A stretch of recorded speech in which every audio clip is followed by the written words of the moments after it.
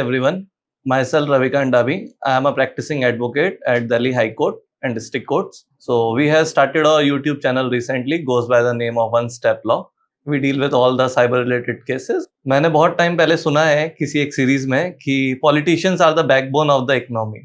So what's the first thing that was coming to my mind while starting this podcast series कि पहले guest किसको बुलाएं. So I thought of inviting one of my friend Rehan Rajput here. He is a geopolitical analyst and the first series of the podcast is with Rehan Rajput. So welcome to the podcast, sir. Thank you, Ravikant. Thank you. Yeah. So starting off firstly, Rehan sir, एक बारी आपसे पहले introduction लेना चाहेंगे कि how you entered into the field of this geopolitics, right? कैसे start हुआ, कैसे आपका जर्नी रहा, starting after done with your graduation, आप कैसे इस फील्ड में घुसे and what fascinated you कि आप इस वाले फील्ड में आए. रविकांत, सबसे पहले तो मैं यही कहूँगा कि ये जो मेरी जर्नी है पॉलिटिक्स की, ये ग्रेजुएशन के बाद नहीं बल्कि ग्रेजुएशन से बहुत पहले शुरू हो गई थी. और मुझे खुशी होती है बताते मैं आज लोगों को कि जब मैं स्कूल में था तो जब छोटा सा एक स्कूल एज जो बॉय होता है उसकी एज 17-18 साल होती है, उसको कुछ इतनी समझ नहीं होती. सिमिलरली मुझे भी कोई इतनी समझ नहीं थी. और जब मैं 18 साल का था, when I was in 12th standard, then I topped my school in political science. हाँ सर. और लेकिन तभी भी इतनी समझ नहीं थी कि टॉप तो कर लिया पॉलिटिकल साइंस में स्कूल, और I secure distinction in geography subject. लेकिन इतनी समझ नहीं थी कि इसमें करियर भी बनता है, या करियर बनता है तो कैसे बनता है. मतलब I was just 18 year old boy. बड़े हुए थोड़े समझ आई. ग्रेजुएशन में फादर मदर ने जो कहा, my father was a doctor, he always wanted me to become a doctor. तो ठीक है पापा जी, जैसा आप कहें. तो because I was from humanity side, so I was, बहुत कम लोग लेते हैं सर आर्ट्स आज. हाँ, तो ह्यूमैनिटी साइड, तो I had no option to go for NEET और to become a doctor like my father. तो फादर ने कहा चलो ठीक है बेटा, हमारा मेडिकल में तो नहीं जा सकता, मेडिकल नहीं, लेकिन एटलीस्ट पैरामेडिक तो बन सकता है. अच्छा. तो उन्होंने कहा ठीक है भाई, पैरामेडिक ही ठीक है, पैरामेडिक में एडमिशन करवा. तो he got me admission into BA psychology honours. कौन से कॉलेज में सर? ये Amar Jyoti college, affiliated with Delhi university, Amar Jyoti Karkardooma. अच्छा, करकड़ुमा साइड में. ओके. तो जब 3 साल पूरे हुए तो अब समझ आ चुकी थी कि this is not the way I want to go, this is not the thing I want to do in my life. अब क्लियर था कि where do I want to go. Because जब 2014 के जनरल इलेक्शन आया, Lok Sabha election आया 2014 का, उससे पहले कॉलेज के अंदर एक्टिविटीज, पॉलिटिकल ये एक्टिविटीज और ये elections and all, I used to found myself so much interested and so much collaborating in these activities कि भाई, and that's where I realized कि यार पीछे I had a topper marks in 12th standards in political science, and now I'm getting too much into political activities. This is my interest. That time I realized कि भाई this is the way I need to go, and my degree is not the way where I should go. और उसके बाद जिस दिन degree complete हुई, बोला father से ये आपकी डिग्री है, not mind. You wanted me to become paramedic. तो स्टार्टिंग में तो सर मतलब ग्रेजुएशन के बाद तो आपको नहीं लगा होगा like you want to go into this geopoliticals वाला एंगल पे? वो चीजें धीरे धीरे क्लियर हुई, लेकिन ये क्लियर हो गया था कि ये तो कम से कम नहीं है अपना. अच्छा, पैरामेडिक तो is not my paramedics. And ये भी क्लियर हो गया था कि क्योंकि I was a topper in political science back in 12th standard, and I was so much into political news, and I used to read. That time I started reading newspaper every day that time, and I started following political news very keenly. So clear हो गया था जब तक 2014-15 तक clear हो गया था कि this is where I will go. My career will be in the field of politics, geopolitics, international relations, foreign policy, and इसे ही परसू करना है। उसके बाद क्या हुआ कि जब डिग्री पूरी हुई, बोला फादर को ये डिग्री आपकी और मास्टर्स में फिर कोई घर में भी कोई पॉलिटिक्स वगैरह में था? पॉलिटिक्स ऐसा कुछ खास नहीं थे घर में, लेकिन हाँ चाचा जी और दादाजी in his time दादाजी fought election. ओके, कौन सी पार्टी से sir? And I think it was Janata Dal. Janata Dal से? Yeah, it was in 18 back in 80s. दादाजी fought election. तो वो शायद डीएनए में था पॉलिटिक्स। दादाजी की लेगेसी आप कैरी करते हुए हैं। Legacy I carry. तो डीएनए में था politics, but later I realise कि भाई this is where I will go. और उसके बाद फिर मास्टर्स किया। उसके बाद तो फिर because I was so much into it, एक डिसिप्लिन के साथ न्यूज़पेपर्स रीड करना, न्यूज़ को फॉलो करना। उसके बाद 17-18 तक तो it was 2018 when first time my career got clicked. I got a job. Okay. I got a invitation from Noida Film City, and there was a fest ongoing at that time. कोई televisions का fest चल रहा था। उसमें first time I was invited as a political speaker. Okay. And वो journey 2018 से शुरू होते हुए आज 2025 में I have done more than 150 appearances across the national television and international televisions. Nice, sir. Invited over so many radio channels, Indians and abroad. Invited over Dubai. G20 summit. Invited in G20 summit. Got to speak over India and Saudi Arabia relations. Invited in the recently Sputnik, Russia's Sputnik to give my comments. And there have been a lot of national and international media coverages, and have done more than 100 political and appearances over televisions, media, print media, electronic media, and so on and so forth. And it has been a great journey. So you really enjoy your work every day? I'm really enjoying it. So always follow your passion, not follow what your father or mother say. That's a final line. Politics आज की date में काफी controversial है। मतलब जहाँ पे आप इतने सारे कंट्रीज की नॉलेज रखते हैं, मेरे हिसाब से शायद एक आम आदमी को तो ग्राउंड लेवल से समझना ही बहुत टफ हो जाता है। लाइक एक एमएलए की डेजिग्नेशन से अगर स्टार्टिंग करें, आरडब्ल्यू एसोसिएशन से कोई निगम पार्षद वगैरह है, वहां से लेके एक टॉप हायरार्की तक, मतलब कैसे चेंज चलती है एक ग्राउंड लेवल से। Like we have seen people जो कॉलेज में इलेक्शंस वगैरह लड़ते हैं, प्रेसिडेंट वगैरह बन जाते हैं। जेएनयू यूनिवर्सिटीज में, जोधपुर जयनारायण व्यास यूनिवर्सिटी में, क्योंकि मैं जोधपुर से हूँ, आई नो दैट। रौनक खत्री है अभी यहाँ दिल्ली से, राइट। तो आप एक बारी जर्नी बता सकते हैं, मतलब जर्नी कैसे स्टार्ट होता है from the grass root level, right, and till the upper hierarchy, एकदम एंड तक? देखिए, इसमें 2-3 चीजें समझने वाली हैं।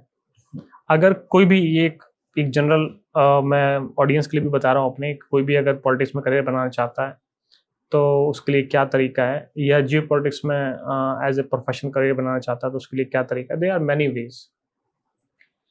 पहली बात तो मैं पॉलिटिक्स की बात कर लेता हूँ कि इंडियन पॉलिटिक्स के अंदर करियर कैसे बना सकता है कोई भी एक यूथ। तो पहला तरीका ये है कि 2-3 तरीके के, पहली बात तो पॉलिटिशियंस होते हैं।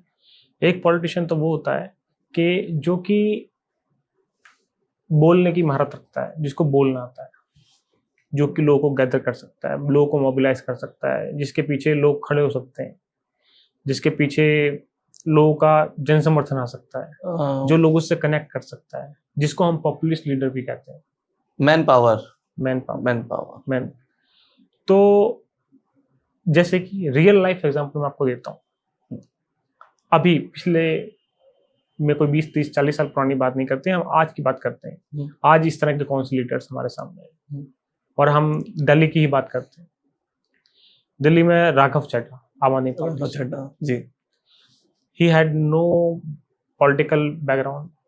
He had no wealth, like such a kind of anything. He came from a very middle class family. He is a very mediocre guy. 2013 में he started his journey when he was just a 20-year-old boy. तो उस time पे आप college से graduate हुए थे? उस time में कॉलेज से, और मैंने बड़ी कीनली जर्नी देखी है राघव चड्ढा की। और एक कॉलेज का person, he was doing I think CA कर रहे थे वो उस टाइम पर, Okay. और सीए, हाँ सीए कर रहे थे, और he is a chartered accountant. Chartered account. But उस टाइम पर उन्होंने आम आदमी पार्टी 2013-14 के टाइम पर दिल्ली के अंदर एक एंटी करप्शन का जो है मूवमेंट चल रहा था। अन्ना हजारे और अरविंद केजरीवाल जी और मनीष सिसोदिया जी और बाकी जो सब लीडर्स थे वो एक कैंपेन चला रहे थे, एक बहुत बड़ा कैंपेन था। उसी टाइम पर पॉलिटिकल पार्टी भी बनी थी, आम आदमी पार्टी भी बनी थी, और उसी टाइम पर इन्होंने ही वाज जस्ट अ 20 और 18 year old boy who got into political activity. उसके बाद he worked so hard for the party.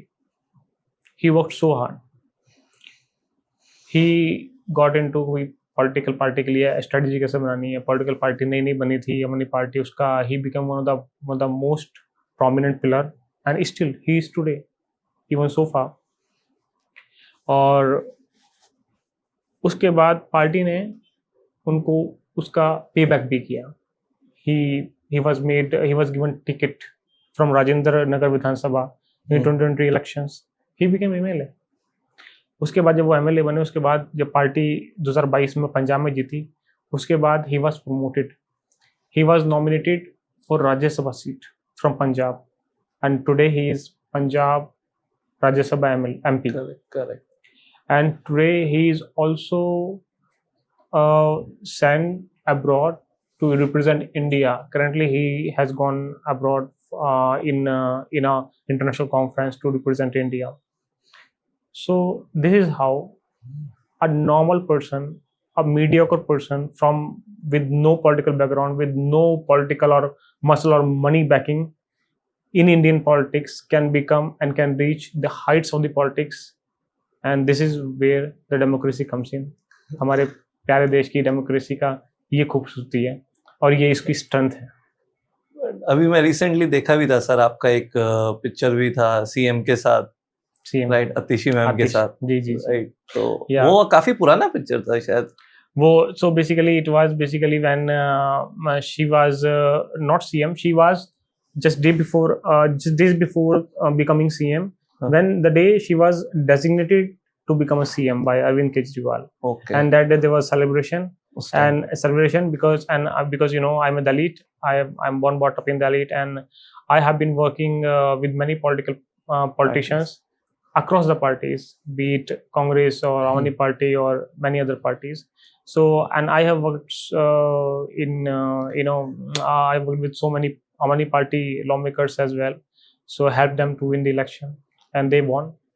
So that kind of we political experts have, you know, जान पहचान in all political parties, तो कोई बड़ी बात नहीं है. So we are invited in शपथ ग्रहण समारोह or there is any such kind of gathering. थोड़ा सा कंट्रोवर्शियल रहेगा, बट एक आपसे पूछूंगा कि आपकी कौन सी फेवरेट पार्टी है? See,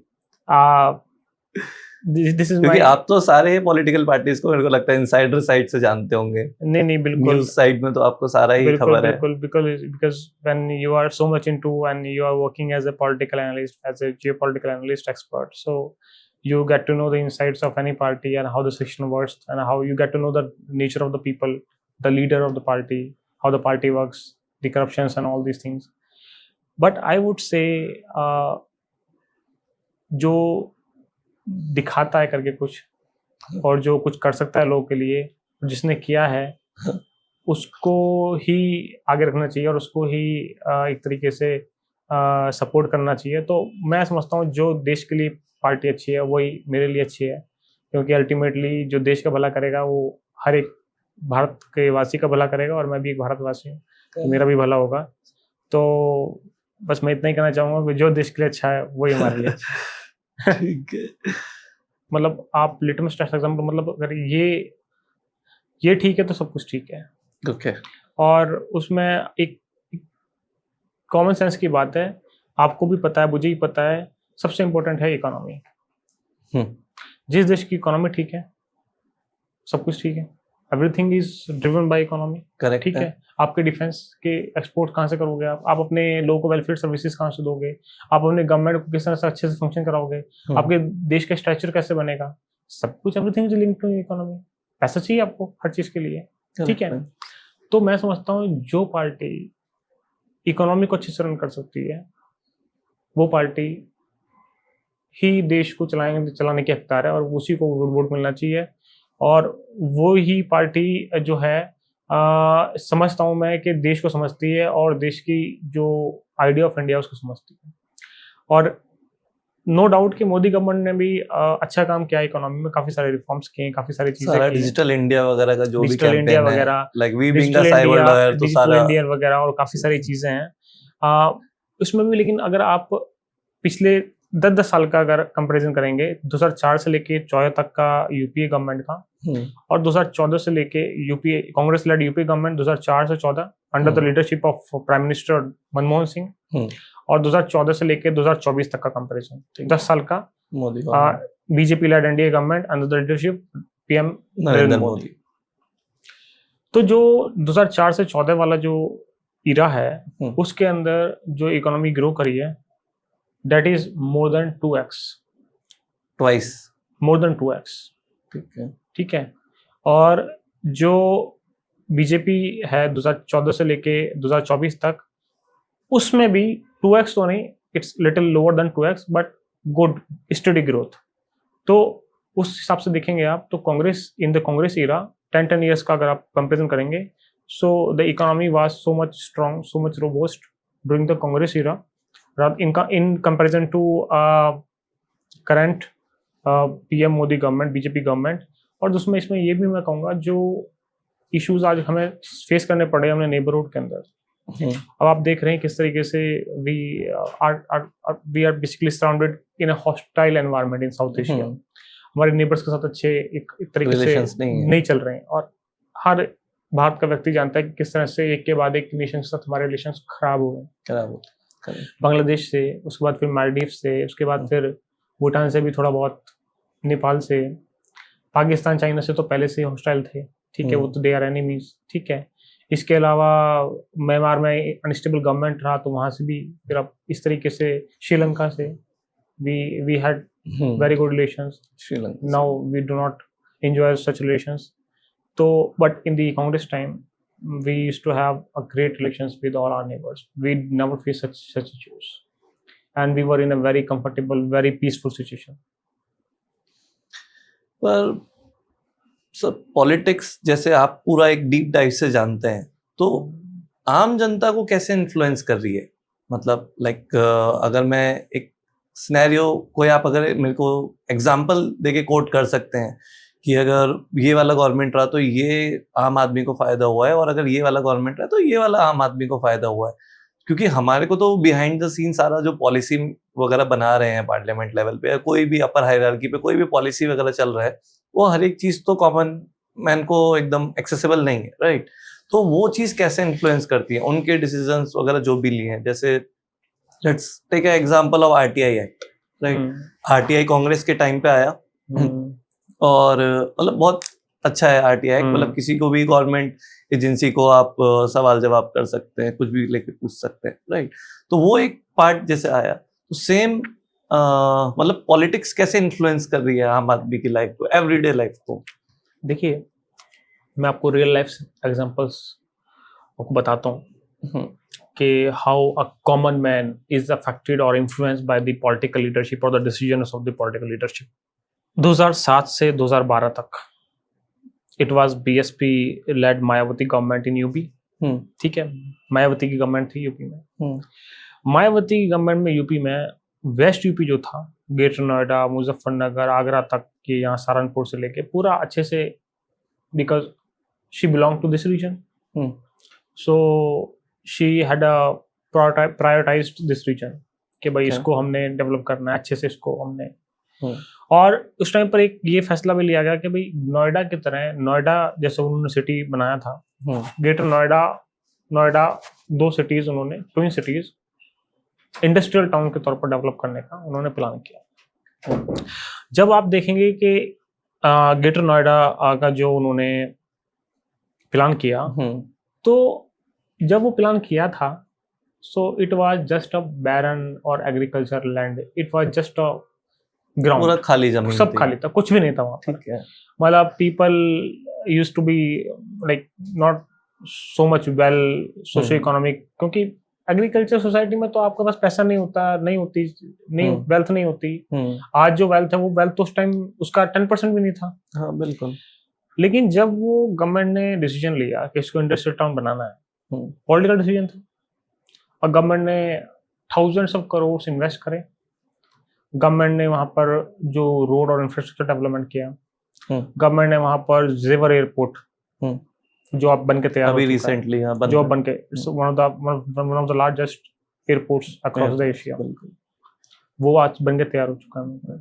बुद्धा इंटरनेशनल सर्किट जहाँ पर F1 रेस जब देश में हुई, it got lot of attraction and all. ठीक है, नॉलेज पार्क वहां पर बनाए गए, देश की टॉप यूनिवर्सिटीज के कैंपस वहां पर हैं आज। इतना ही नहीं, जो स्पेशल इकोनॉमिक जोन थे SEZ बनाए गए बहुत सारे। SEZs आज वहाँ पर बहुत सारे देश की विदेश की MNCs के वहाँ ऑफिस हैं। ठीक है, और आज ये सब होने के बाद पॉलिटिकल डिसीजन था सारा, गवर्नमेंट ने इन्वेस्ट करा, गवर्नमेंट की प्लानिंग थी। और आज ग्रेटर नोएडा के जो वहाँ के रहने वाले लोग थे, जो इंडिजीनियस वहाँ कम्युनिटीज थी जो ठीक है, वहाँ पर आज उन लोगों का जो सोशो इकोनॉमिक स्टेटस है, जो उनकी आज वेलबींग है, जिस लेवल पे आज वो उनकी जो इकोनॉमिक जो उनका लेवल आ चुका है, उस लेवल को अगर आप वो 15 साल पहले के लेवल से देखेंगे जब वो एक एग्रीकल्चर और बैरन लैंड की सोसाइटी थी, ठीक है, तो जमीन आसमान का फर्क है। जिन लोगों के पास आज से 15 या 20 साल पहले शायद टू व्हीलर भी अफोर्ड नहीं होता था, आज today they are roaming around in Fortuners and Land Rovers and Range Rovers, isn't it? इस तरह से आपके लाइफ को पॉलिटिकल डिसीजन ग्राउंड लेवल तक, एक आम आदमी, एक रेडी वाला, एक ठेली वाला, एक खोके वाला, उस तक की लाइफ तक भी आज वहां पर एनहांस हो चुकी है और इस लेवल तक एनहांस हो चुकी है। This is our result of a political wisdom, political decision or a political leadership. This is how the politics affects you. Influence. Correct. But politics में सबसे मेजर है चुनाव के टाइम पे सही लीडर को सेलेक्ट करना। बिल्कुल राइट। तो एक आम आदमी को क्या चीज मतलब फैक्टर में रखनी चाहिए कभी किसी को वोट देते टाइम, मतलब क्या चीज देखना चाहिए? अब लेट्स से फॉर इंस्टेंस अगर मेरे एरिया से कोई MLA खड़ा हुआ है, राइट, तो मेरे को क्या की फैक्टर्स है कि देखने चाहिए उसके लिए before choosing the right candidate? कैसे उसकी रिसर्च करी जाए? आई थिंक, और it's just go with the flow? नहीं, ऐसा नहीं होता। जो मैं समझता हूँ कि जो डेवलप्ड कंट्रीज हैं, हाँ, हमारे यहाँ साउथ एशिया जो थर्ड वर्ल्ड कंट्रीज हैं, इंडिया, पाकिस्तान, श्रीलंका, यहाँ की दुनिया अलग है। जो डेवलप्ड कंट्रीज हैं, फ्रांस, US, कनाडा, जर्मनी, यहाँ की जिंदगी अलग है, जमीन आसमान का फर्क है। कैसे सर? यही डिफरेंस है जो अभी आप बता रहे थे। वहाँ जो लीडर को इलेक्ट किया जाता है, दे have a proper scanning of the leader, उसकी सोशल लाइफ कैसी है, उसकी पर्सनैलिटी कैसी है, क्या वो झूठ तो नहीं बोलता, क्या वो धोखेबाज तो नहीं है, क्या वो फ्रॉडिया तो नहीं है, क्या वो बैंकरप्ट तो नहीं है, क्या उसके पास क्रिमिनल केसेस तो नहीं है, क्या उसका सोशल स्ट्रक्चर है, क्या उसका पॉलिटिकल स्ट्रक्चर है, इज ही ऑनेस्ट। वो सब चीज तो हम यहाँ पे भी जब डिक्लेरेशन करते हैं पॉलिटिकल, तो उसमें लिखा होता है 4 cases criminal cases, 5 cases, 5 FIR, ठीक है, 2 मर्डर, ठीक है, एक्सटॉर्शन केसेस, और then they become MPs, MLAs, right? This is the difference between third world countries and first world countries. ये सोच को बदलने की जरूरत है। आई थिंक इंडिया में हम लोगों को ये सोचने की जरूरत है कि जो भी जिन लोगों को भी हम इलेक्ट करके भेज रहे हैं, तो उनकी एक साफ छवि हो, उनको उनका एक लेवल की उनके पास एजुकेशन हो, एक लेवल का उनके पास एक the collar should not be dirty. Correct. उनके पास अगर देखिए, अगर आप एक आम आदमी की भी बात है, पॉलिटिशियन की बात अगर हम हटा दें 2 मिनट के लिए साइड में, मैं और आप, अगर हम पर्सनल लाइफ में we have criminal cases, we have done कोई भी wrongful acts, we have not paid our loans to bank, तो अगर हमारी पर्सनल लाइफ ये हमें दिखाती है हम किस तरह से, what kind of people we are, क्या हमारा नेचर है, अगर हमारा नेचर है, इस तरह की हमारी पर्सनैलिटी है, we have done so many wrongful things, so जब हम पब्लिक ऑफिस में आएंगे, जब हमारे पास में पावर होगा, हमारे हाथ में पैसा होगा, पावर होगी, और हमारे हाथ में लोगों को जिंदगी की लाखों करोड़ लोगों की जिंदगी बदलने के हमारे पास चांस होगा, तो हो सकता है कि हम उसको फिर कहीं और ही ले जाएं और उसको उसके साथ हम मिस पे लेकर के, और उसके साथ हम जो है एक तरीके से धोखा देते हैं। हम राइटफुल तरीके से उसको हम फुलफिल नहीं कर सकते अपनी ड्यूटीज को। हमारा एक पर्सनैलिटी साफ होनी, क्लीन होनी, और collar should be clean, neat and clean. एक ग्राउंड लेवल से हायरार्की डिस्क्राइब कर सकते हैं सर, टॉप लेवल तक, कि लेट्स से कोई एमएलए, फिर देन कम्स द एमपी और फिर मिनिस्टर्स तक, राइट? क्या हायरार्की चलता है, किसका क्या पावर है, right? And if you can explain the salary wise, कि सैलरी भी कितना है। श्योर। देखिए, इसमें 2-3 चीजें हैं। एक तो होती है central government, the upper head. दूसरा होता है state government, the lower head, state government. तीसरा होता है स्टेट के अंदर फिर द लोकल गवर्नमेंट, म्युनिसिपैलिटी। तो मैं आपको तीनों को बता देता हूँ। जो सेंट्रल गवर्नमेंट होती है, that starts from PM. Top hierarchy में PM. Okay. PM is the final authority in any country. There's a final decision maker. Then after PM, the next comes the cabinet. Okay. ठीक है। Cabinet में आपका there are lot of segregations in the portfolios. Okay.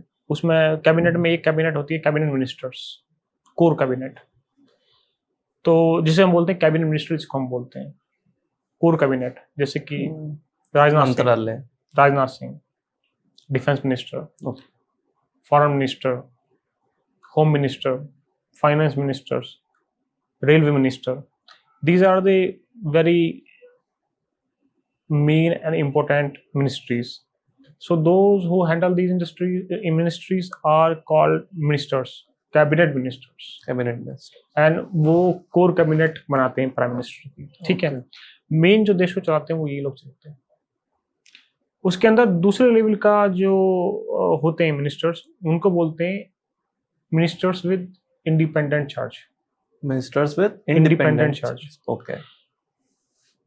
वो core cabinet का part नहीं होते, वो ministry तो होती है, मिनिस्टर्स, काउंसिल ऑफ मिनिस्टर्स का पार्ट तो होते हैं, लेकिन वो कोर कैबिनेट नहीं होती। कोर कैबिनेट जो मेन मिनिस्ट्रीज होती हैं, उनके मिनिस्टर्स जो उनको हैंडल करते हैं, उनको ही कोर कैबिनेट कहते हैं। जैसे कि मैंने बताया, जैसे एमएचए हो गया, फॉरेन मिनिस्ट्री हो गया, रेलवे हो गया, डिफेंस हो गया, ये मेन मिनिस्ट्रीज जो हैंडल करते हैं उनको कोर कैबिनेट कहते हैं, cabinet ministry. Council of ministers के अंदर ही ये आते हैं। दूसरे नंबर के जो होते हैं इंडिपेंडेंट चार्ज, कुछ छोटे मंत्रालय जो होते हैं, जैसे कि खाद्य आपूर्ति मंत्रालय हो गया, कृषि मंत्रालय वगैरह हो गया, तो छोटे मंत्रालय हैं, ठीक है। तो इनको इंडिपेंडेंट चार्ज मिनिस्टर्स भी बोलते हैं। तीसरे नंबर पर जो तीसरे लेवल के जो सबसे लोअर रैंक के जो मिनिस्टर्स होते हैं, वो भी काउंसिल ऑफ मिनिस्टर्स के ही पार्ट होते हैं। उनको बोलते हैं MOS, minister of state. MOS जो वर्क करते हैं वो इंडिपेंडेंट मिनिस्टर्स के अंडर में वर्क करते हैं बेसिकली, या कैबिनेट मिनिस्टर्स के अंडर में वर्क करते हैं कई बार। जैसे कि Anurag Thakur, he is assisting as a MOS for finance under, he works under Nirmala Sitharaman, and assist Nirmala Sitharaman ma'am, who is finance minister. तो 3 लेवल ये, और तीनों काउंसिल ऑफ मिनिस्टर्स होते हैं। और काउंसिल ऑफ मिनिस्टर्स पूरी बन के एक, जिसको आप बोलते हैं मंत्रीगण, जो कि करीबन अभी 80 के करीब मंत्री हैं कुल मिलाकर भारत के, जो भारत को चलाते हैं। तो इस तरीके से है, इसका है। उसके बाद ये तो सेंट्रल गवर्नमेंट का आपको पूरा। Now comes the state. State में क्या होता है, chief minister is in the place of kind of like, जैसे वो top hierarchy of state. So in A state chief minister is final supreme authority. उसके बाद फिर कैबिनेट। सिमिलरली जैसे council of ministers central government में होती है, इधर ही काउंसिल मिनिस्टर्स होती है। और इसमें भी कुछ कोर कैबिनेट होती है, जो बड़े मंत्रालय होते हैं उनको जो हैंडल करते हैं उनको कोर कैबिनेट होती है, ठीक है। उनको कैबिनेट मिनिस्टर्स बोलते हैं। ओके। उसके बाद फिर इंडिपेंडेंट चार्ज वाले होते हैं, और तीसरे नंबर पर फिर एमओएस होते हैं, ठीक है। और उसके बाद नॉर्मल एमपीज होते हैं। जैसे कि कुछ नॉर्मल एमपीज होते हैं, ऐसी नॉर्मल एमएलएज होते हैं यहाँ पर, अच्छा, ठीक है। सेंट्रल गवर्नमेंट में एमपीज होते हैं नॉर्मल, और इधर नॉर्मल एमएलएज होते हैं। उनका काम इतना ही होता है अपनी कॉन्स्टिट्यूंसी का ध्यान रखना, अपनी कॉन्स्टिट्यूंसी के लिए काम करना, देश के लिए जो काम करेंगे वो पीएम करेंगे। पीएम के अंदर जो काउंसिल ऑफ मिनिस्टर्स है, जिसके अंदर 3 तरह के मिनिस्टर्स हैं, cabinet minister, MOS independent charge और एमओएस, ठीक है। और इसी तरह से स्टेट में भी CM, council of ministers, cabinet core cabinet members हो गए, कैबिनेट मिनिस्टर्स मींस हो गए, उसके बाद इंडिपेंडेंट चार्ज के साथ मिनिस्टर्स, उसके बाद एमओएस जो होते हैं, ठीक है। और उसके बाद नॉन एमएलएज वो अपनी कॉन्स्टिट्यूएंसीज के लिए काम करेंगे। इस तरह से काम करता है। तीसरे नंबर फिर हम बात करते हैं थर्ड स्टेट, जिसको कहते हैं लोकल गवर्नेंस और लोकल सिस्टम जो होता है हमारा। जो थर्ड हमारी जो एक कॉन्स्टिट्यूशनल फ्रेमवर्क के अंदर तीसरी जो हमारी सरकार होती है, इसे लोकल सरकार भी कहते हैं, लोकल गवर्नमेंट भी कहते हैं।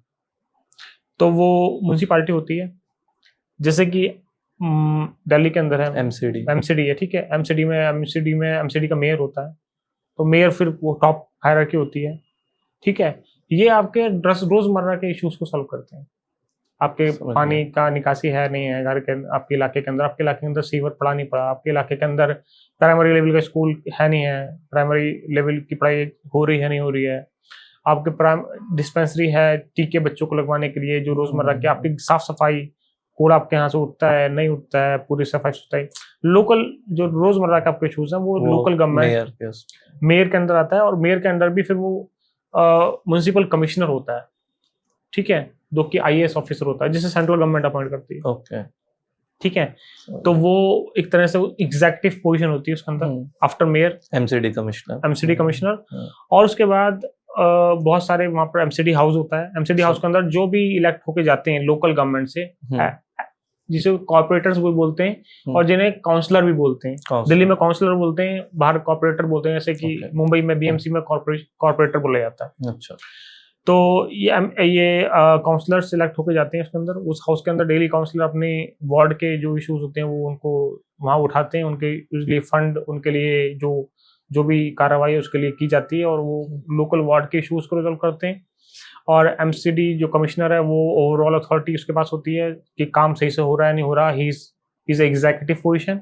और मेयर वो टॉप, उसके पास वो पूरा सुप्रीम अथॉरिटी होती है उसके पास, कि उसके पास ओवरऑल रिस्पॉन्सिबिलिटी होती है कि एमसीडी लोकल गवर्नमेंट सही से काम कर रही है या नहीं कर रही, और वो उसका इलेक्शन होता है, वो इलेक्ट होता है। ये पूरा कॉन्स्टिट्यूशन है, कॉन्स्टिट्यूशन फ्रेमवर्क है गवर्नेंस का इंडिया के अंदर।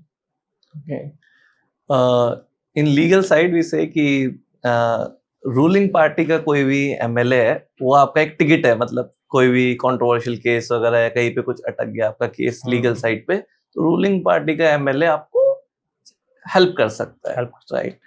कितनी पावर रखता है एक MLA? MLA carries lot of power. Lot of power means I think, क्या कोई सरकारी नौकरी लगवा सकता है सर एमएलए? बिल्कुल। कौन सी जॉब लगवा सकता है? सरकारी नौकरी, जैसे कि लेट्स से एक एमएलए है, ठीक है, एक रूलिंग पार्टी का एमएलए है, उसका दोस्त है, एक पार्टी के अंदर मेंबरशिप होती है, सभी पार्टी के मेंबर्स होते हैं, सभी दोस्त होते हैं आपस में। एक एमएलए एक मिनिस्टर का दोस्त होता है, एक एमएलए एक सीएम का भी दोस्त हो सकता है, ठीक है। उसने एक रिकमेंडेशन देनी है, लेट्स से खाद्य आपूर्ति मंत्रालय में कोई वैकेंसी निकली है, या कोई मतलब या फिर आपके ट्रांसपोर्ट मंत्रालय में कोई वैकेंसी निकली है, ठीक है। और सरकार ने एक नोटिफिकेशन जारी कर दिया है डीटीसी में क्लर्क के लिए, या डीटीसी में, या मान लीजिए किसी खाद्य आपूर्ति मंत्रालय में food supply and security ministry के अंदर एक वैकेंसी निकली है, नोटिफिकेशन जारी हो गया है। एक इंटरव्यू के बाद प्रोसेस है, इंटरव्यू आपका जो है उसमें होगा, और इंटरव्यू के बाद आपका सिलेक्शन है। तो it just takes a call for an MLA to say his dear friend, we are sending one बंदा, इस बंदे को देख लेना, नौकरी पक्की है। उधर देखना बोला जाता है, और उधर नौकरी पक्की जाती है। It's the only thing. Have you ever seen a politician who is not corrupt in your career as of now? दूध का धुला तो कोई भी नहीं देखा।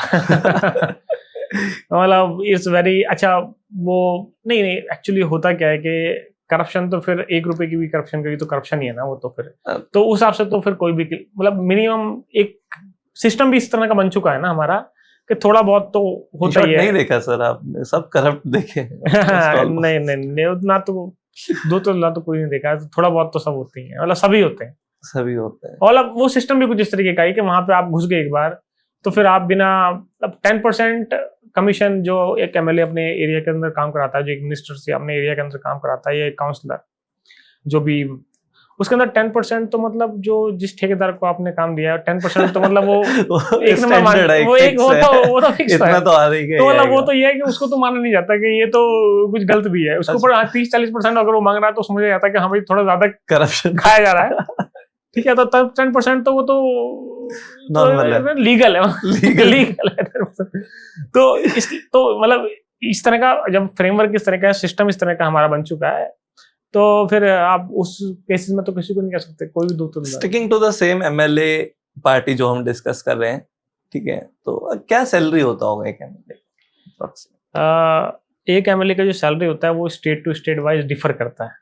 Let's take example of Delhi. ऐसे example of Delhi, example Delhi के अंदर तो देखिए अभी दिल्ली का एग्जांपल हम ना लें तो बेटर रहेगा, क्योंकि एक ये पूर्ण राज्य नहीं है, इट्स पार्शियल स्टेट। हम बात करते हैं तेलंगाना की या महाराष्ट्र की। ठीक है, Maharashtra is the richest state in India, more than 500 billions of GDP, okay, more than the combined GDP of Pakistan. And even though you take an example of you can take example of our small state Telangana has a GDP of more than $250 billion. Right. $250 billion. So more than the half of GDP of Pakistan. More than half the GDP of Pakistan. आएंगे sir Pakistan में भी आएंगे। और तेलंगाना में it just only has 3 crore people to feed. Only 3 crore. ठीक है, तो उधर एमएलएस की सैलरी 2 से 2.5 लाख तक जाती है इजीली सैलरी, जिसको मुझे लगता नहीं है वो छूते भी होंगे, उनको देखना ही पड़ता होगा। That's the bitter truth. तो एक्चुअल में कितना, अगर मतलब सारा कहीं बैकग्राउंड वेरिफिकेशन वगैरह में कभी चेक नहीं करते हैं, स्क्रूटनी वगैरह में? आई थिंक यार स्क्रूटनीज वगैरह सब होती हैं, लेकिन हमारा सिस्टम कुछ इस तरीके का है कि आपके पास केसेस 4 भी लगे हुए हैं, अगर एक्सटॉर्शन के या लो, या फिर आपके पास जो है आपके पास 10 भी केसेस आपके पास लगे हुए हैं criminal cases, still you can go and fight election, you can file paper. अगर किसी मान लीजिए यंग पर्सन को पॉलिटिक्स में उतरना है, राइट, कितना कैपिटल चाहिए होगा? मैं तो कहता हूं कि let's talk about the digits directly. Zero. And I tell you why. जब दिलीप मैं आम आदमी पार्टी की बात करता हूँ, दिल्ली की बात कर लेता हूँ, जब राघव चड्ढा ने अपना 10 साल पहले करियर शुरू करा तो कौन सा इन्वेस्टमेंट किया था आम आदमी पार्टी में? 0। जब मनीष सिसोदिया ने केजरीवाल के साथ करियर शुरू करा और जब डिप्टी सीएम बनाया गया मनीष सिसोदिया को, कितना कैपिटल इन्वेस्टमेंट था? 0। पॉलिटिकल कैंपेन्स वगैरह ये सब में फंडिंग कहाँ से आता है? तो वो जैसे अनदर टॉपिक कि पॉलिटिकल फंडिंग कहाँ से आती है। एक आदमी को अगर अपना करियर बनाना है पॉलिटिक्स में, तो हो सकता है वो 0 रुपए से भी वो स्टार्ट कर सकता है, but he has to put a lot of time, lot of effort. He has lot of skills. He has to show to the party that he is a man of party. He is a loyal to party. He is a comrade of party. He should attract people. He should be a people man. तो अगर आपके अंदर दम है, आपके अंदर skills हैं, public के पास आप स्पीच दे सकते हो, रैलीज कर सकते हो, पार्टी के लिए काम कर सकते हो, पार्टी के लिए आप स्ट्रेटजी बना सकते हो, पार्टी के लिए आप इलेक्शन कैंपेन कर सकते हो, तो पार्टी आपको छोड़ेगी नहीं। पार्टी आपको किसी बोर्ड का चेयरमैन बना देगी, पार्टी आपको किसी बोर्ड का अध्यक्ष बना देगी, किसी बोर्ड का मेंबर बना देगी, आपको स्पोक्स पर्सन बना देगी party. And then being all these things, being all these you will get paid. तो पैसा तो आप बल्कि आप कमा सकते हो पैसा। तो पैसा लगाना उनको पड़ता है जिनके पास स्किल्स नहीं होती, या जो टाइम नहीं दे सकते, या जो ऑलरेडी किसी प्रोफेशन में है, उनको they just want to be MP and MLAs directly. जिनके पास पार्टी लाइन के साथ जाने का वक्त या मौका या टाइम नहीं है, उनको पैसे लाने की जरूरत होती है। अदरवाइज तो ये हमारे देश की खूबसूरती है, भारत देश की खूबसूरती है कि यहाँ पर एक ग्रास रूट से भी बंदा, एक गरीब घर से भी बंदा, एक बिल्कुल मेडियोकर फैमिली से भी बंदा आके टॉप पर पहुंच सकता है। राघव चड्ढा का example. Then talking about politics ही सर, काफी आपने स्पीचलेस कर दिया मेरे को। राइट तो क्योंकि मैं तो बहुत जितना अपने एक्सपीरियंस में सुना हूँ सर, राइट, तो बात करते हैं पॉलिटिकल फंडिंग की, जहाँ पे बीच में हम लोग स्ट्रक हो गए। तो पॉलिटिकल फंडिंग कैसे आता है?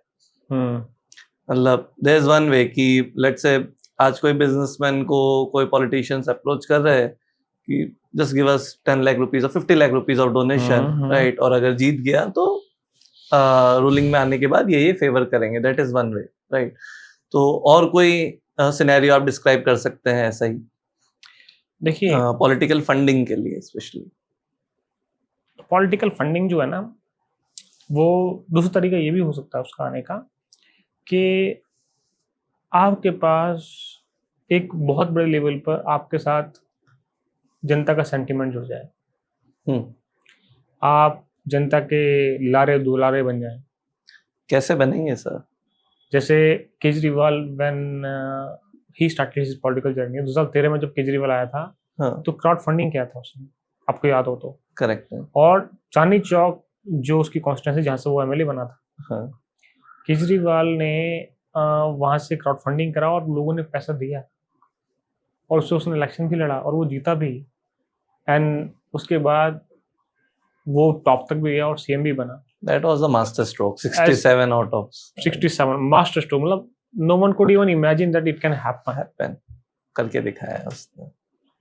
बहुत सारे तरीके। तो पॉलिटिक्स को चलने के लिए मीडिया हाउस बहुत जरूरी है, ठीक है। तो सर मीडिया हाउस से स्टार्ट करते हैं। मीडिया हाउसेस तो आज की डेट में काफी कंट्रोवर्शियल हो गए हैं, तो किस पे विश्वास करें, कौन से मीडिया हाउस पे? कभी कोई कभी कोई कभी कोई। आई थिंक कौन सा मीडिया हाउस डिसाइड करें इतने कंट्रोवर्सीज में? अभी रिसेंटली आपने देखा होगा ANI वर्सेस यूट्यूबर्स, बहुत ज्यादा कंट्रोवर्सी चल रही है। और आई थिंक मुझे लगता है कि इस मामले में we need to work lot, we Indians need to work lot और government need to work lot. Government को इसलिए काम करना जरूरी है इस मामले के अंदर कि अभी जो हमने सब देखा, देश ने देखा जिस तरह से मीडिया ने, और आज लाहौर को हमने खत्म कर दिया, लाहौर पर टेक ओवर कर लिया और कराची पोर्ट खत्म हो चुका है। Lahore, this is something we should not do. हमें फैक्ट्स पर स्टिक करना चाहिए, हमें रहना चाहिए जो फैक्ट बेस्ड रिपोर्टिंग है उसको हमने, मेन स्ट्रीम मीडिया जब हमारे देश की कर रही है तो उससे देश की छवि खराब होती है, ठीक है। और आज तो बोल भी दिया हमारे जो चीफ डिफेंस ऑफ स्टाफ हैं, CDS हैं, अनिल कुमार सर, अनिल चौहान सर, उन्होंने बोला कि 15% तो हमारा टाइम आर्मी का इसलिए खराब हो गया कि हम we were fighting with the media. और जिस तरह से हमारे जो एनिमी कंट्री है पाकिस्तान, वहां पर जिस तरह से मीम बनाए जा रहे हैं हमारे मीडिया को लेकर, और वो कह रहे हैं कि ये तो आपने लाहौर भी खत्म कर दिया था, आपने तो कराची भी ले लिया था, आपने तो इस्लामाबाद भी ले लिया था, आपने तो हमारा आप तो अरेस्ट भी करवा लिया था, सब कुछ खत्म कर दिया था आपने, तो हम तो बैठे हैं यहाँ पर आराम से। तो उससे हमारी देश की 140 करोड़ लोग की देश की मीडिया की, मेन स्ट्रीम मीडिया की छवि खराब होती है। ऐसा तो वो जो लोकल मतलब कहते हैं ना, वो गली मोहल्ले वाले पत्रकार भी ऐसे नहीं करते इस तरह का बिहेवियर, तो वो भी नहीं करते। फेक न्यूज का भी सर बहुत प्रोपेगेंडा है। फेक न्यूज मतलब कोई मतलब छोटा कोई इशू होगा उसको पता नहीं कैसे कंट्रोवर्सी में ट्वीट करके कर देंगे। मैं भी रिसेंटली देख रहा था एक यूट्यूबर यात्री डॉक्टर को उसमें डाल दिया कि ये भी पाकिस्तान के उसमें एजेंट के साथ मिला हुआ, जबकि उसने तो क्लियर कट वीडियो वगैरह सब कुछ डाला, राइट। तो मतलब फेक न्यूज को कैसे रोका जा सकता है? बहुत सारे डेफेमेशन केसेस भी फिर उसके बाद मीडिया हाउस फेस करते हैं। देखिए इसके लिए तो यही है ना कि इसके लिए तो government must bring some strict rules and regulations, ठीक है। इसको तो ऐसे ही रोका जाएगा। गवर्नमेंट जब तक स्टेप इन नहीं करेगी, और गवर्नमेंट जब तक आप रेगुलेट नहीं करोगे मीडिया को, तब तक तो मीडिया हाउसेज और TRP के लिए पागल हो जा रहे हैं। तो ये तो पागल हो जा रहे हैं, कुछ भी कर दे रहे हैं। अब आप जी न्यूज पे, ABP न्यूज, आज तक जैसे मेन स्ट्रीम चैनल मीडिया के, जो मेन स्ट्रीम मीडिया देश की, उस पर बैठ के आप कह रहे हो कि हमने लाहौर ले लिया है और हमने इस्लामाबाद ले लिया है, हमने कराची ले लिया है, वहां लोग हंसी उड़ा रहे हैं। इंटरनेशनल मीडिया में हमारे जो है ना क्लिप दिखाई जा रही है। ये तो किस तरह आप देश की छवि को ले जा रहे हो, किस तरह आप गवर्नमेंट की छवि को ले जा रहे हो, किस तरह आप 140 करोड़ लोगों की छवि को ले जा रहे हो। तो you are doing a damage. ये पार्ट सर स्टार्टिंग में let's say for the ground instance पे, जहाँ पे कोई पत्रकार जर्नलिस्ट फर्स्ट टाइम पे जब न्यूज या इंफॉर्मेशन को कलेक्ट करता है तब उस टाइम पे उसको वैलिडेट नहीं करते हैं, एक्चुअली या फिर न्यूज कैसे पब्लिश होती है? अगर आप मेरे को हाँ एग्जांपल मैं एग्जांपल देता हूँ, न्यूज कैसे पब्लिश होती है मैं आपको बताता हूँ। कहीं कोई घटना घटी, ठीक है, घटना इन द सेंस कैसे, मतलब घटना कोई इन द सेंस कि डकैती हुई? हम यहाँ बैठे हैं और हमारे स्टूडियो के बाहर कोई बॉम्ब ब्लास्ट हो गया, ठीक है, कोई छोटा बॉम्ब ब्लास्ट हो गया, ठीक है, और वो बॉम्ब ब्लास्ट किसी भी तरीके से हुआ हो, चाहे गैस लीकेज हुई हो या फिर गाड़ी के अंदर कोई फॉल्ट हो या फिर टेररिस्ट अटैक हो या कुछ भी हो, कोई मेजर माइनर कोई ब्लास्ट हो गया, माइनर ब्लास्ट, ठीक है, no matter whatever the cause was, ठीक है, ठीक है। इस डिस्ट्रिक्ट के अंदर जो बड़े मीडिया हाउस हैं, ANI हो गया या आज तक हो गया या जी न्यूज हो गया या ABP हो गया, जो भी है, उनके रिपोर्टर को पता चला कि यहाँ पर इस तरह से ब्लास्ट हुआ है और उन्होंने ब्लास्ट बताया आगे, बाइक में ही आग लगी और बाइक फटा, उन्होंने बताया आगे, उन्होंने स्टूडियो रिपोर्ट करा, ऑडिटर को बताया, ठीक है, एडिटर ने बिना इन्वेस्टिगेशन करे, अभी पुलिस ने रिपोर्टर को बताया नहीं है कि इसका कॉज क्या था, अभी पुलिस ने ये भी नहीं बताया रिपोर्टर को कि इसके अंदर क्षति कितनी हुई है, इसके अंदर कैजुअलिटीज कितनी हुई है। उससे पहले ही एडिटर ने ये चला दिया कि गाजियाबाद के अंदर शायद, जैसे कि हमें खबर आ रही है, एक बॉम्ब ब्लास्ट हुआ है आतंकी। पैनिक तो होना ही है। जो उस टाइम गाजियाबाद के अंदर जितने भी लोग देख रहे हैं उस मिनिस्ट्री मीडिया को, क्या मैसेज जाएगा उनको? यहाँ तो पैनिक हो जाएगा। और बाद में पता लगता है, जब इन्वेस्टिगेशन होती है, जब पुलिस ने पूरी ब्रीफिंग देती है, पता लगता है कि वो तो गर्मी की वजह से शॉर्ट सर्किट हो गया था गाड़ी के अंदर, सीएनजी का बॉक्स फटने की वजह से गाड़ी में आग लग गई। बाद में ये आता है। आप समझ रहे हैं, आप इंटेंसिटी समझ रहे हैं, मतलब आपने डैमेज पहले ही कर दिया है और पहले ही आपने पैनिक और हाइप क्रिएट कर दी है, और वो news turn out to be fake. आपने थोड़ा वेट करना था, वैलिडेट करना था, और जो कंसर्न अथॉरिटीज हैं, पुलिस हैं, फायर ब्रिगेड वाले हैं, उनसे आपने वैलिडेट करना था, उसके बाद आपने एडिटर को बोलना था। और एडिटर ने भी तब चलाना था जब रिपोर्टर उसको कंप्लीट इंफॉर्मेशन देता। जस्ट बिकॉज के जल्दी न्यूज चलाने से व्यूज मिलते हैं, जो पहले चलाएगा टीआरपी मिलती है, व्यूज मिलते हैं, आपने सोचा कि बस चला, और यहाँ काम खराब होता है। यहाँ you drill the standard news following procedure, violate कर देते हो आप न्यूज प्रोटोकॉल को। इसको इंटरनली रेगुलेट करने का, कंट्रोल करने का कोई मैकेनिज्म नहीं है। मैकेनिज्म है भी तो दे आर शैलो मैकेनिज्म। दो भी अगर रेगुलेशंस हैं फेक न्यूज को जो काउंटर करने का, कंटेन करने का, वो तो शैलो हैं, उनको फॉलो। देखिए, आप कानून कोई भी बना दें, जब तक आप उस कानून को लागू करवाने के लिए प्रतिबद्ध नहीं होंगे, तब तक वो कानून लागू नहीं करेंगे लोग, बात उसको फॉलो नहीं करेंगे। कानून बनाना इज अ डिफरेंट थिंग, और उसको एनफोर्स कराना आपकी law, that's a different thing. Correct, ये समझने की जरूरत है। अगर आज की डेट पे अगर कोई लेट्स से लोग बहुत ब्लॉगिंग वगैरह, ब्लॉग्स वगैरह लिखते हैं, राइट, तो अगर कोई ब्लॉग्स वगैरह लिखता है और जिसको न्यूज वगैरह सोर्सेज वगैरह काफी सही लगता है, मतलब कई और से या थर्ड पार्टी वेबसाइट्स वगैरह से न्यूज इन्फॉर्मेशन कलेक्ट करके एक अपनी वेबसाइट बनाता है, जैसे आपने अपना RR पावर स्कूल बना रखा है, राइट, तो आपका ये मीडिया हाउस नहीं है, राइट, बट अगर किसी को मीडिया हाउस रजिस्टर करवाना हो तो उसके लिए क्या प्रोसेस है, कैसे मतलब स्टार्ट रहेगा, और क्या क्या उसको रेगुलेटरी कंप्लायंस करना पड़ेगा उसमें? देखिए, दो चीजें इसके अंदर।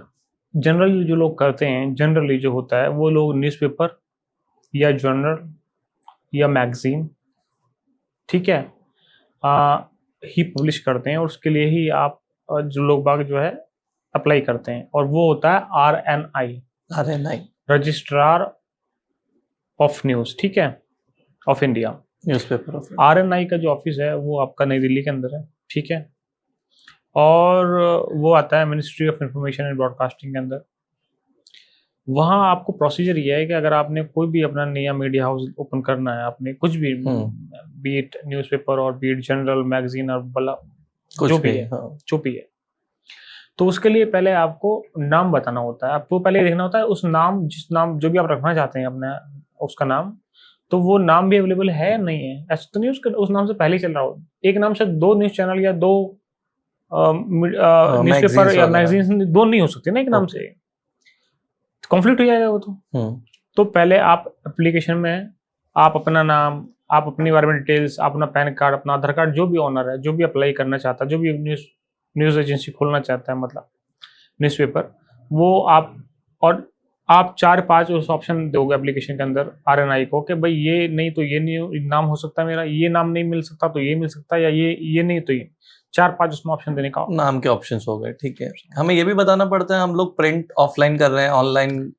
उसमें हाँ, कैटेगरी में कर रहे हैं? ये भी बताना पड़ता है उसमें कि हम खाली इसको प्रिंट रखेंगे या प्रिंट प्लस डिजिटल रखेंगे। अच्छा, ठीक है, है। डिजिटल पोर्टल, वैसे डिजिटल होता ही है आजकल ऐसा कुछ नहीं होता।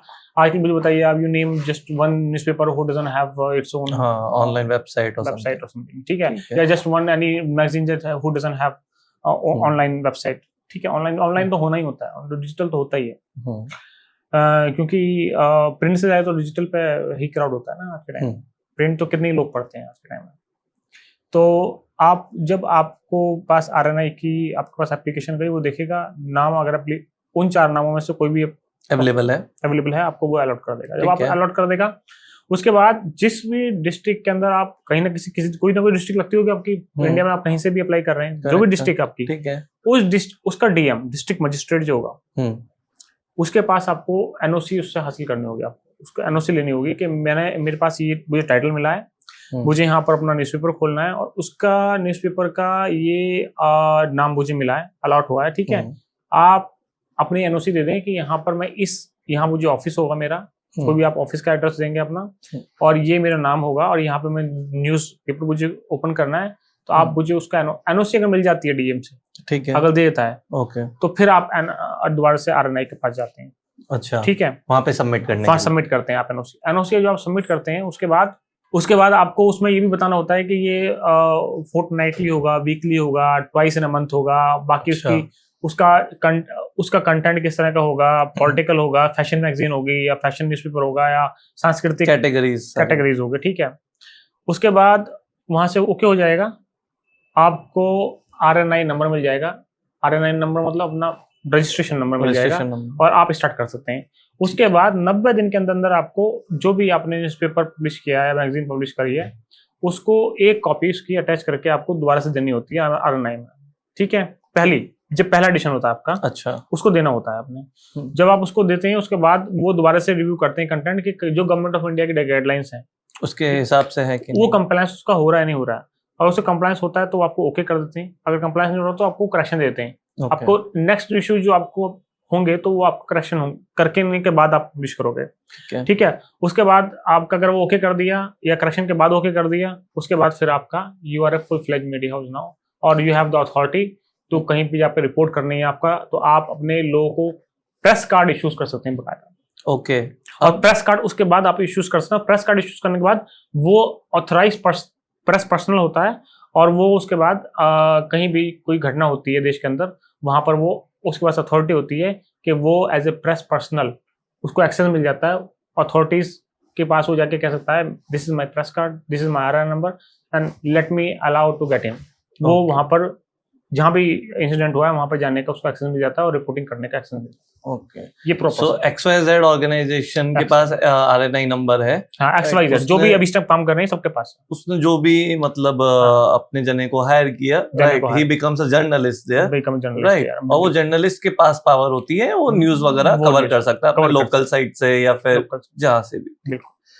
जर्नलिस्ट कैसे सेफगार्ड रहते हैं, मतलब क्योंकि बहुत थ्रेट्स आते होंगे जर्नलिस्ट को भी। जर्नलिस्ट काफी रेयर सिनेरियोज में हमने देखा है जेल से भी इंटरव्यू लोग ले लेते हैं। Like I have seen one podcast only sir, जहाँ पे there was a ma'am, Sheila ma'am I guess, right, उन्होंने दाऊद का इंटरव्यू लिया, राइट।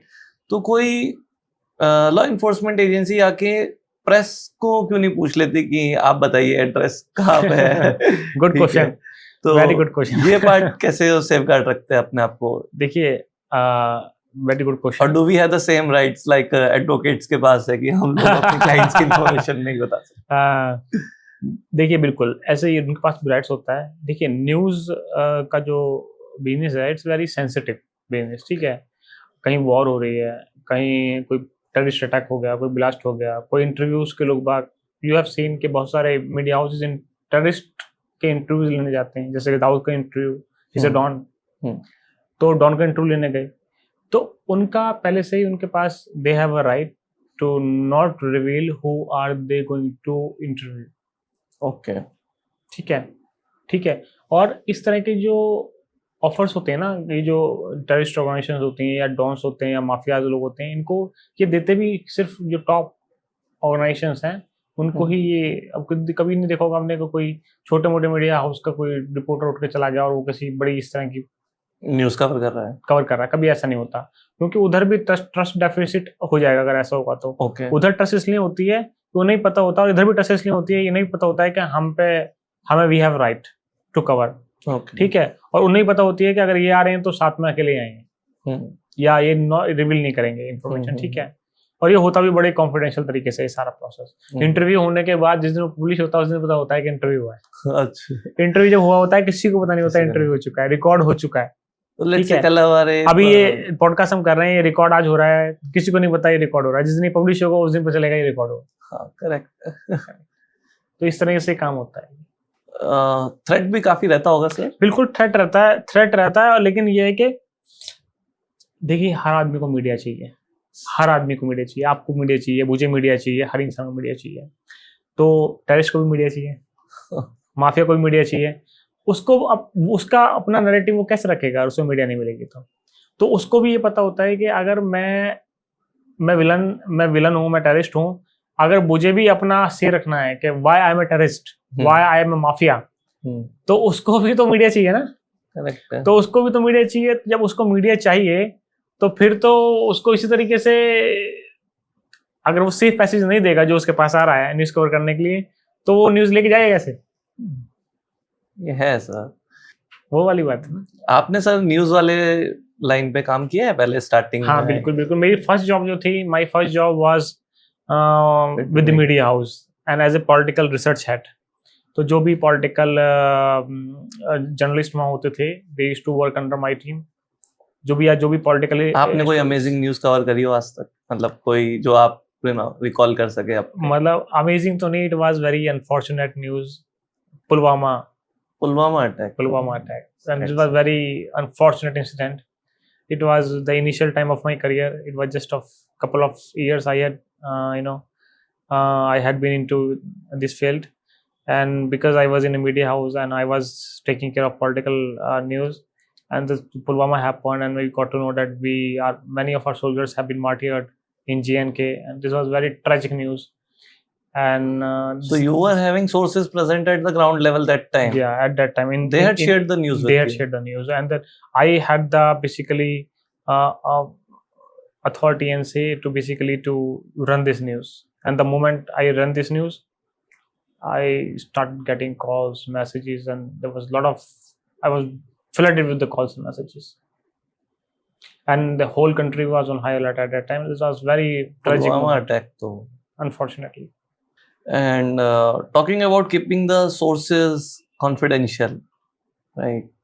तो उनको कैसे सेफगार्ड करते हैं सर सोर्सेज को? सोर्सेज को सेफगार्ड बेसिकली क्या होता है कि मैं आपको रियल लाइफ एग्जांपल बताता हूँ. जैसे because I have been working in the media industry, I have been working with NGOs, with foreign and Indian clients. ठीक है. I currently, I'm working with one of India's leading risk consulting firm as a senior geopolitical analyst. तो ये जो मेरी journey है जिसमें मैं as a political analyst, experts, consultant के तौर पर, एनालिस्ट के तौर पर काम करते आ रहा हूँ, इसमें एक चीज़ तो कॉमन है कि political news are always sensitive news, always confidential news. ठीक है. यू नेवर नो कि वो कभी टूट भी जा सकती है. You never know. और इसको कॉन्फिडेंशियल रखना और इस डेटा को, इस न्यूज़ को कॉन्फिडेंशियल रखना, या जो भी हमारे पास इंफॉर्मेशन होती है उसको कॉन्फिडेंशियल रखना हमारी रेस्पॉन्सिबिलिटी होती है. और उसके लिए हम एक तो जो एंड टू एंड एन्क्रिप्शन जो सर्विसेज प्रोवाइड कराते हैं, बहुत सारे टूल्स हैं, उसको हम यूज़ करते हैं. जिसमें से एक टूल मैं आपको बताता हूँ, बहुत फेमस है, उसको बहुत ज़्यादा यूज़ करते हैं हम लोग. Signal. Okay. Signal. You can just Google Signal app. Signal app. Correct. It's 100% end-to-end description, and इसका डेटा सेंटर भी नहीं है, क्लाउड पर डेटा सेंटर इसका. Okay. इसका मतलब इससे ऐसा नहीं होता कि इसका डेटा सेंटर जगह जगह इन्होंने ऑन प्रीमाइसेस नहीं, it is entirely on the cloud. ठीक है.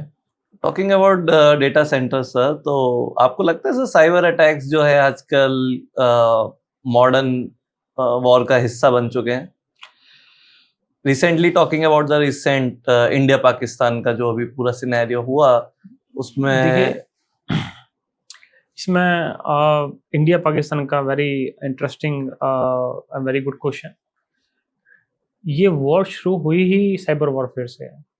साइबर वॉर से ये जो ये जो वॉर 4 दिन की वॉर हुई है, जो कि मई 7 से और मई 10 तक जो वॉर हुई है इंडिया पाकिस्तान की लेटेस्ट 5वीं वॉर दोनों देशों के बीच में, दोनों न्यूक्लियर पावर के बीच में 5वीं वॉर, 4 हम पहले लड़ चुके हैं। ये शुरुआत ही इसकी साइबर वॉरफेयर से हुई थी। जब 7 तारीख को हमने इस ऑपरेशन सिंदूर लॉन्च किया, उससे पहले ही काफी सारी हमारी डिफेंस की online platforms were hit by Pakistani hackers. Okay, lot of, not one or two, and lot of educational institutions या यूनिवर्सिटीज की जो हमारी साइट्स हैं that were also hit by ransomwares, ransomware attacks. ये वॉर की शुरुआत ही साइबर वॉरफेयर से हुई थी। 7 तारीख को जब हमने ऑपरेशन सिंदूर लॉन्च किया, उसके बाद जब 8 या 9 को जब इंटेंस सेलिंग दोनों तरफ से हो रही थी, 10 तारीख को जब वो उन्होंने बुनियान उन मनसूस लॉन्च किया ऑपरेशन, जिसके बाद शाम को सीजफायर हो गया, उसके बाद तक भी काफ़ी सारी वेबसाइट्स और online platforms crucial sensitive defence के हमारे online platforms were still hacked. This is the level of intensity.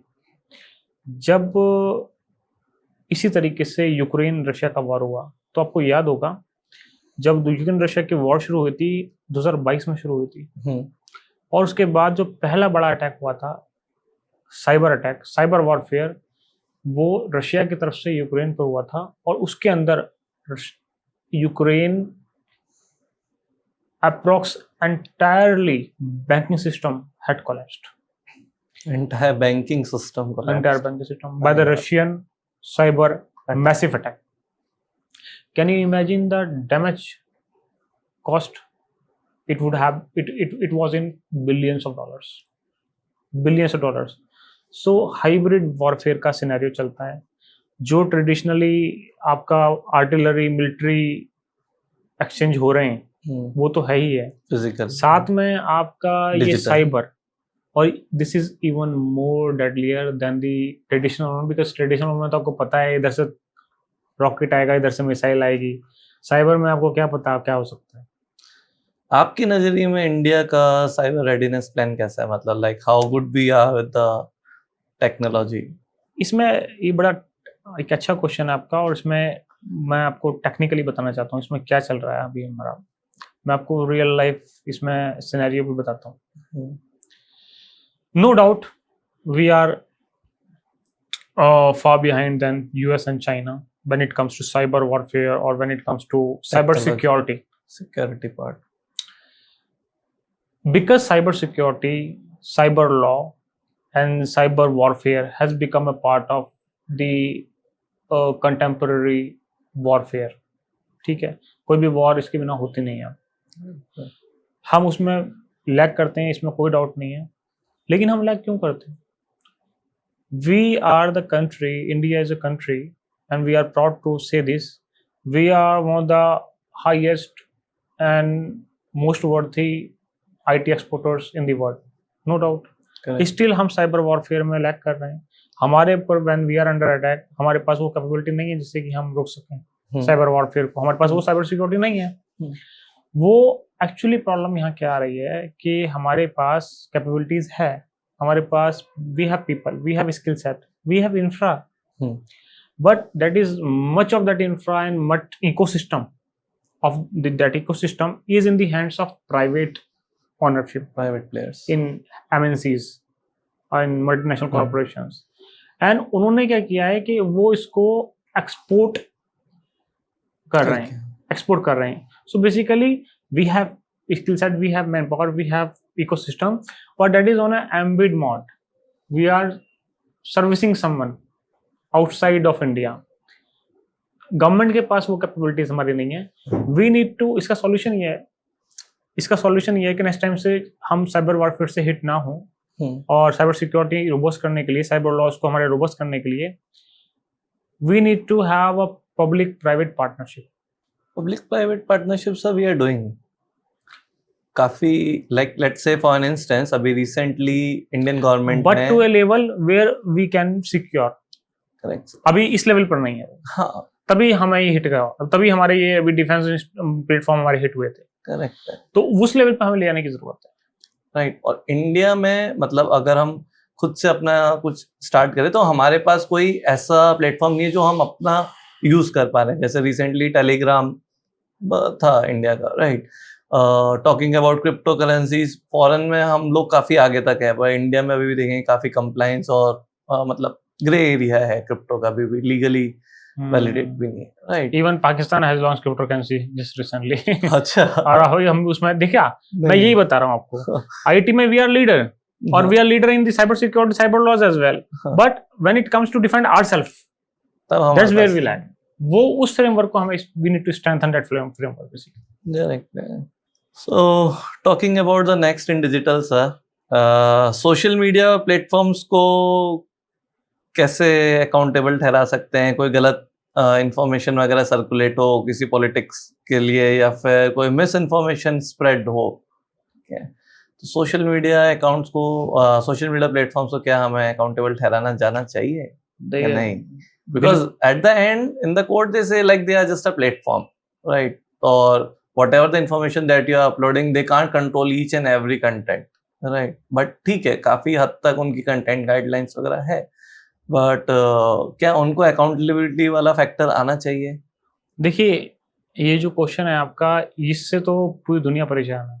Even the developed nation, Nations like UK, US, Canada, Japan, Australia, New Zealand, they also have not come out so far with a complete framework where they can regulate or they can stop the misuse of social media, or they can regulate their their algorithm or their mechanism to a point के भाई इसका ये misuse ना हो जो आप बता रहे हैं.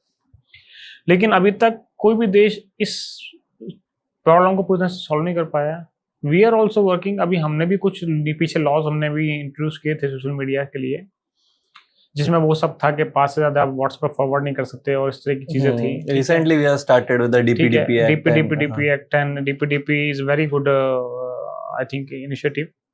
लेकिन अभी भी हम, क्योंकि प्रॉब्लम ये है कि they have lot of power, they have, जो इंसान कहीं नहीं है वो सोशल मीडिया पे है. ठीक है, मिनिस्ट्री मीडिया को ओवर पावर कर दिया सोशल मीडिया ने. कितने लोग आज के टाइम में मिनिस्ट्री मीडिया देख रहे हैं और कितने लोग सोशल मीडिया पे हैं? Everyone is on social media, mainstream media. और जो म्यूजिक कंज्यूम कर रहे हैं वो भी वो सोशल मीडिया से ही कर रहे हैं. आज तक अगर कोई देख रहा है तो वो आज तक टेलीविजन पे नहीं देख रहा, यूट्यूब पर देख रहा है, फेसबुक पर देख रहा है. सी, बहुत सारे रिपोर्टर्स ने अपना मतलब मेनस्ट्रीम मीडिया वाला जॉब छोड़ के अपना they started their YouTube channel, because they know the people are here, the mass is here, public is here. तो अब जब लोग उधर ही हैं तो they have got lot of power. अब प्रॉब्लम क्या है कि आप उनको बोलते हो कंप्लाई करो. अभी हमने सुना पीछे गवर्नमेंट ऑफ इंडिया की इलॉन मस्क का कितना झगड़ा चला इस बात को लेकर. हम उनको बोलते हैं रेगुलेट करो, वो कुछ करते हैं, वो कुछ नहीं करते, कुछ पर वो सहमति देते हैं, नहीं देते. ठीक है, अब प्रॉब्लम ये होती है कि हम उन्हें बंद कर दें तो हमारा भी पब्लिक का लॉस है. अगर हम आज यूट्यूब बंद कर लें तो लाखों लोगों का रोजगार उससे. ट्विटर बंद कर दें तो लाखों लोग उस पर they are established. Even Twitter बंद कर दें तो हमारी गवर्नमेंट की जो, फिर तो सारा रिपोर्टिंग आपकी हिल जाएगी. फ्रीडम ऑफ स्पीच तो है ही है, और रिपोर्टिंग आपकी हिल जाएगी. आज के टाइम में गवर्नमेंट, आज मैं अभी बात कर लेता हूँ. अभी हम आए थे यहाँ पर, मौसम खराब था, हम IMD का ट्विटर का हैंडल चेक करके आए कि भाई वो क्या फोरकास्ट है. ठीक है, तो गवर्नमेंट की भी तो सारी कम्युनिकेशन ट्विटर से ही हो रही है ना, ऑफिशियल ट्विटर हैंडल से ही. तो अगर हम बंद कर दें तो पब्लिक सारी उधर है, तो हमारे पास फिर अल्टरनेटिव तो नहीं है. हमारे पास तो ट्रम्प की तरह ट्रूथ सोशल नहीं है, और ट्रम्प का भी ट्रूथ सोशल था तो वो भी सक्सेसफुल तो नहीं हुआ ना. ठीक है, तो they have become lot powerful giants. तो we need to just coordinate and just need to keep trying कि भाई ये रेगुलेट हो जाए. यही कर सकते. Technology to a never ending game and just the start Never ending. as of now. It's a start. Okay. So coming on to the end, sir, I have few quick fire questions for you. Okay, rapid fire questions Sure. we have, right? So the first is like, how do you think about the China's Digital Silk Road initiative that has influenced the geopolitical scenario? I think this is one of the flagship initiative of China, and Digital Silk Road is a part of BRI, Belt and Road Initiative. So what China is trying to do? China through this BRI is trying to create Chinese hegemony across the world, across the continent, right from the Asia to Middle East to Africa to Europe. So under this, as you might know, under this BRI project, there is a road network, then there is a rail network, and there is a naval route, navy route, maritime route basically. That starts from directly China, Beijing, goes to Russia via Kazakhstan and all, goes to Iran via Pakistan and POK, RPOK and all, and goes to Italy via Middle East or via Turkey and all. It's a very big project, and it is basically a most a focused and most flagship product of Xi Jinping itself, Okay. the Chinese Communist Party leader, Right. the president of China. And it is not just a road or not just a project for export or import. It is much more than that. I tell you how. When you have such a robust infra, it just starts from China and goes across the continents and across the countries. It is not just a network for export and import and for the business growth. It also helps you to gather information. It also helps you to gather intelligence. It also makes all those countries dependent on you, because you are making data centers over there. China is making under this Digital Silk Road, under this BRI project, China is making data centers across the CPEC route, across the BRI route. China is also laying down the 5G optic fiber cables, and in the name of giving technology and tech support and the 5G technology to all these countries, it's at the same time collecting information, it's at the same time collecting intelligence, at the same time making inroads in the countries, in the continents, and containing US, and on the way to become the next superpower. So it's a very big game. Just adding on to this a bit, right? So under this China's Digital Silk Road initiative, right? So we have classified there the 3 levels of hierarchy, right? So at the bottom, at the third one, like comes the enterprises who are basically dealing in the manufacturing of the products, right? At the second level, we deal with all those enterprises which emphasizes on the building of technology, Building a right? technology like And- Huawei, like Huawei giant. Correct. And at the initial or at the top hierarchy is the policy makers, right? Policymakers. So Chinese China Communist is Party. trying to rule that part, Roll that part. the policy So maker thing, that's why we say geopolitics is a top game. Everything starts from them. the policy Everything makers. ends there. So the second one, sir, how do you think the India-Pakistan relation will go in the coming future, right? And especially today in the time of war. I think that's very important question. When we are talking now about this question, it is a very big issue for both the nations, for the world, for this South Asia. Hmm. I wish we had not come into such a situation, but we have come into a situation now, and the coming time is a horrible time, because like any other person, I also do not want to see or do not wish to see war. But unfortunately, the situation has become so worse and vulnerable. It has become so fragile. Both the countries, India and Pakistan, have fought 4 wars, and with this including latest one, 5 wars. And with this 5 war, we have suspended the Indus Water Treaty, and Pakistan has declared, even the today in the recent interview, their general has declared they consider the suspension of Indus Water Treaty as an act of war. So no matter what, if we do not start, they will start. If they will not start, we have to start. Or there can be a deep state involvement also. There will be a full scale war, I think, or if not full scale, there will be a big level of war, and we are going to witness a horrible time. This is a time for all of us, for the government, for all 140 crore people to make a contingency plan, and there is a very horrible time coming ahead. Wish for the best, whatever happens next. Right. Okay. And the last question, sir. So, what's the one advice that you would like to give to the younger generation or anybody who just want to enter into the field of geopolitics? Nice. A lot of people ask me this question, and I'm always happy to see this question because the journey I have been coming through, and I think it will be my pleasure if I can guide, I can counsel the newcomers who want to come into this field. So I would say whoever want to become a political analyst, a political expert, geopolitical expert, political risk, there is a very bright future. There is it's on the growing trajectory.